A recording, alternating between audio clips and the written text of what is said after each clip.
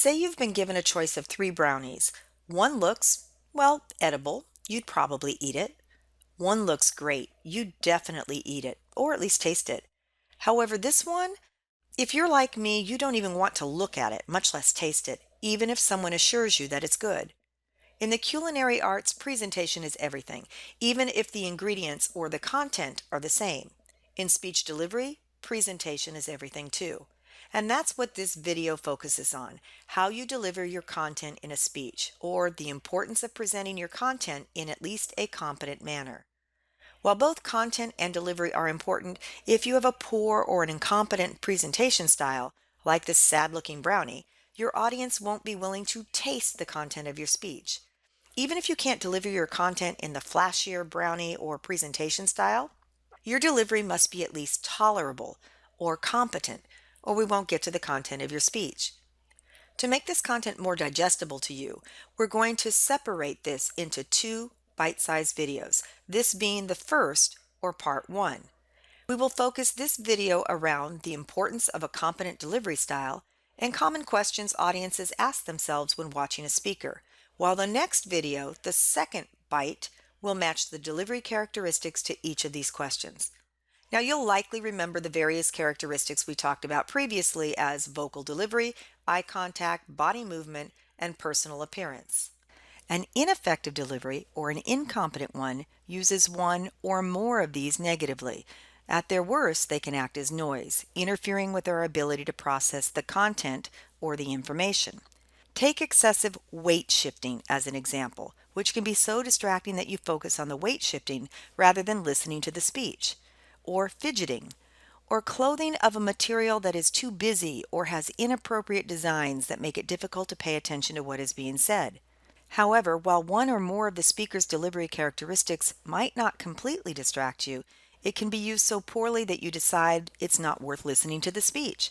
Consider eye contact. If the speaker is reading off notes and rarely looks at the rest of the audience, you might question the speaker's commitment and preparation. So why listen to the speech? Or if there's a lack of vocal variety, a monotone speaking style, that makes the speech so boring that you stop listening to it. Does the speaker have to exhibit all of these negatively to be viewed as an incompetent speaker? No. Sometimes one characteristic is so bad that even if the other aspects of the speech delivery are adequate or even excellent, you may classify the speaker as incompetent. For example, disfluency, such as choppiness or excessive use of fillers like this can make it so hard to follow that many of us will give up. It wouldn't matter then if there is effective eye contact, good body movement, and excellent appearance. If the flaw is great enough, that's enough to label a speaker's delivery as incompetent. And to link back to the importance of the presentation of food analogy, if a speaker's delivery is incompetent, we're not willing to get to the content of the speech. While your goal as a speaker is to present your speech in an appealing manner, just like the goal of a baker is to make food look so good that you want to taste it, at the very least you should be competent in these behaviors. But what roles do each of these play in our assessment of a speaker as competent? That brings us to some questions or concerns audiences have when listening to a speaker. There may be a lot of them, but we will narrow them down to what I think are the top three. Can I trust you? Do you seem to have taken the speaking situation seriously? And do you, as the public speaker, really want to be here delivering this message? Can I trust you relates to what Aristotle calls ethos. When we wonder if we can trust you as the speaker, we consider if you are competent and knowledgeable about the content area, and related to knowledgeability, if you are intelligent. We also want our presenters to be ethical and appear to care about us or have what Aristotle would call goodwill. In the business environment, we want to know if we can work with you. Have you taken the speaking event seriously means that you give the appearance of being prepared. You didn't throw the presentation together at the last minute, and you've thought about and practiced how you are going to deliver the speech. And do you want to be here? This question relates to establishing rapport with the audience, and that you are demonstrating enthusiasm or passion, or what I call positive energy for your presentation and the event.